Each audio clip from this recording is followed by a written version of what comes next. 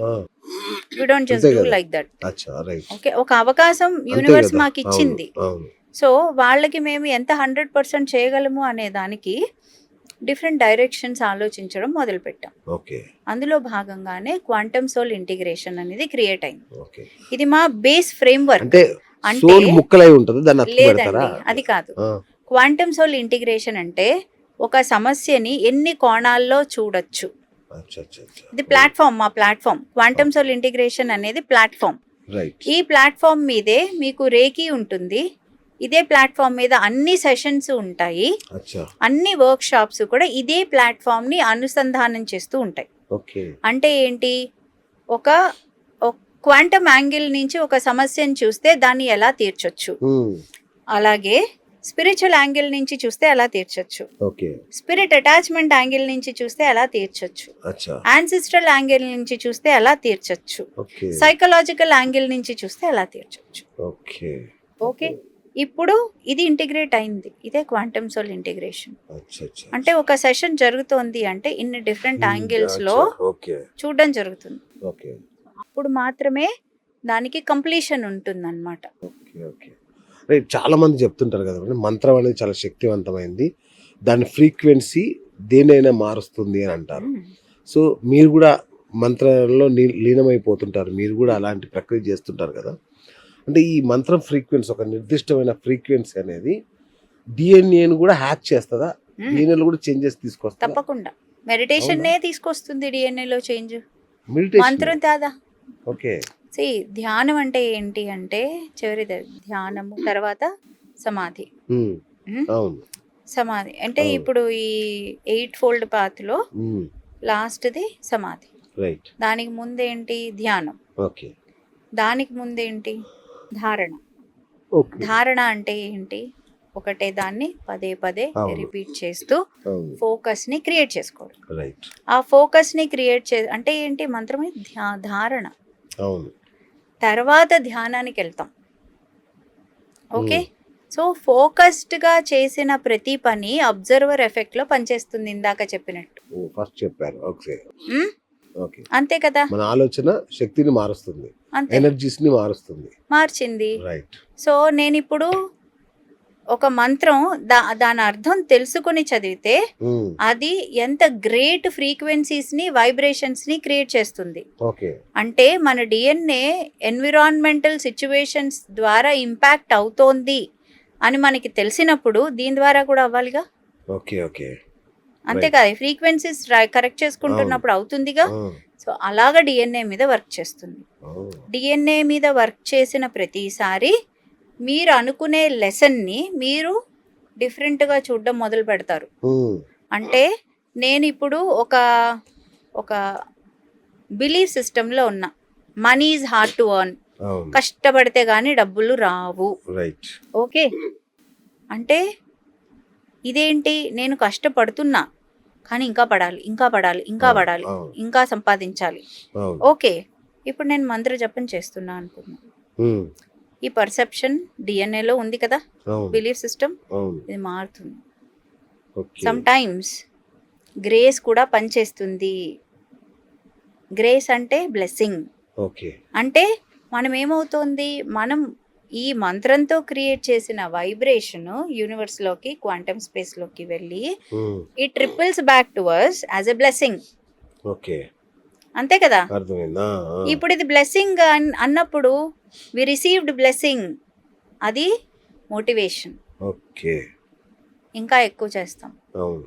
And perception మారుతుంది. లేదు మంత్రం చేస్తే బ్లెస్సింగ్స్ వస్తాయి. ఓకే. ఓకే. హీలింగ్ చేసుకుంటే బ్లెస్సింగ్స్ వస్తాయి. మెడిటేషన్ చేస్తే వస్తాయి. ఓకే. ఓకే.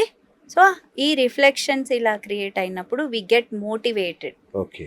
అలాగా ఇవన్నీ మారతాయన్నమాట. వావ్! ఇప్పుడు మనం నిద్రపోయినప్పుడు కలలొస్తాయి. హ్మ్. కలలో మనం వేరే ఊరికెళ్తుంటాం. ఎక్కడెక్కడో తిరిగి ఆస్ట్రల్ వస్తుంటాం. ట్రావెల్. Astral travel. అంటే నిజంగానే మన ఆత్మ బయటకొచ్చి అక్కడ ఆ ఊరికెళ్తుందా? లేదంటే ఊరికనే మనం ఫీల్ అవుతామా? లేదండి. అన్నీ వెళ్ళవు. ఓకే. హ్మ్. కొన్ని వెళ్తాయి. కొన్ని వెళ్తాయి. ఓహ్! అంటే ఇప్పుడు నేను చాలా బాధగా నా రోజును గడిపా. ఓకే. అవును.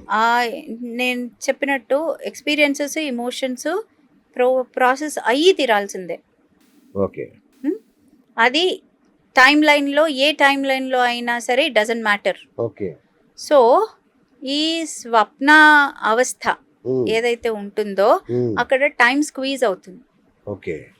తగ్గిపోతుంది. అచ్చా. అంతే Okay. కదా. రైట్. టైం స్క్వీజ్ అయినప్పుడు మీరు ఒక జీవితము, మీరు ఎంతసేపు పడుకుంటారు? 8 గంటలు పడుకుంటారు, పోనీ 6 గంటలు పడుకుంటారు. అందులో ముందు 2 గంటలు, తర్వాత 2 గంటలు తీసేస్తే మిగిలిన 4 గంటలు. ఓకే. ఈ 4 గంటల్లో ఒక మర్డర్ అవుతుంది, ఒక అవార్డు గెలిచేస్తారు, ఒక లైఫ్ టైం అయిపోతుంది. 2 కళలు అయిపోతే 3 కళలు అయిపోతే ఎలా అవుతున్నాయి? ఓకే. టైం స్క్వీజ్ అయిపోయింది ఇక్కడ. ఓకే. అంటే టైం ట్రావెల్, ఆత్మకి ఇది టైం ట్రావెలా? టైం అనేది ఉండదండి ఆ స్టేట్లో. ఓకే. ఓకే, స్క్వీజ్ అయిపోతుంది. You can create what ever you want. Okay. So ఇక్కడ నిజంగా ఆస్ట్రల్ ట్రావెల్ జరగచ్చు, పాస్ట్ లైఫ్స్ కానీ ఫ్యూచర్ లైఫ్స్ కానీ వెళ్ళొచ్చు. Okay. At the same time మన రోజు దైనందిన జీవితంలో జరిగిన ఎక్స్ప్రెషన్సే, అన్రిజాల్వ్డ్ ఎమోషన్సే అందులో ఎక్స్ప్రెస్ అవుతూ క్లియర్ అవుతూ ఉండొచ్చు. ఇది సైన్స్ చెప్పేది. రెండు జరుగుతాయి. Okay. Spirituality, science are both are సేమా? ఓకే. ఓకే. అంటే కొంతవరకు స్పిరిచువాలిటీ అంటే సైన్స్ కొన్ని కనుక్కోలేదేమో, it doesn't mean that it doesn't exist. అదే ఇందాక road theory, you cannot say that road doesn't exist because you have crossed it. ఇప్పుడు మీరు ఉప్పు నీటి స్నానం గురించి చెప్తుంటారు కదా, ఏంటంటే ఉప్పు నీటి స్నానం చేస్తే మన గత జన్మల నెగటివిటీ అంతా పోతుందా? అలా అయితే రోజు బకెట్ చేయొచ్చు కదండి. లేదంటే సముద్రంపై మునుగుతాం కదా, సముద్రాలను ఎండిపోయి వాటికి అలా జరగదు. ఆ ప్రీవియస్ కర్మస్ పోవడానికి ఉప్పు నీటి స్నానం కాదు, it cleanses you thoroughly. Okay. Okay. Salt కుండే నేచర్, ఇప్పుడు మన చిన్నప్పటి నుంచి మనకి దిష్టి తీయడానికి కానీ ఉప్పుని వాడతారు. ఓకే. సో ఎందుకు వాడతారు అంటే ఉప్పు అబ్జార్బ్ చేసుకుంటుంది ఎనర్జీని, నెగిటివ్ ఎనర్జీని ఎస్పెషల్లీ చకచక అబ్జార్బ్ చేసుకుంటుంది. సో దానివల్ల అది అబ్జార్బ్ చేసేసుకోవడం వల్ల మనము రిలాక్స్డ్ గా ఫీల్ అవుతాము, రిలీవ్డ్ గా ఫీల్ అవుతాం. ఈ మధ్య ఎగ్గుతో కూడా తీస్తుంటారు, ఎగ్గు కూడా శక్తి ఉందా? నా తెలీదండి ఎగ్ సంగతి. మిరపకాయలతో తీస్తుంటారు, మిరపకాయలు, జీలకర్ర కొన్ని ఉన్నాయి.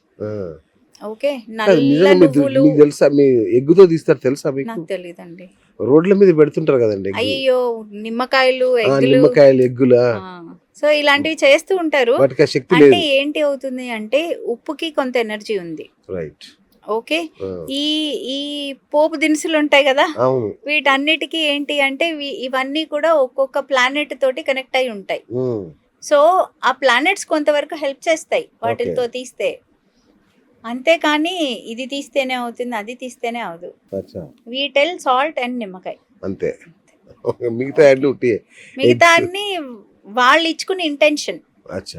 నేను నిమ్మకాయతో తీస్తాను, లేదంటే నేను మిరపకాయలతో తీస్తా, ఎందుకంటే అది రెడ్ గా ఉంది. సో అది రెడ్ గా ఉండేటప్పటికి అది కాస్త మంటల్లో వేస్తే టపటప పేలింది.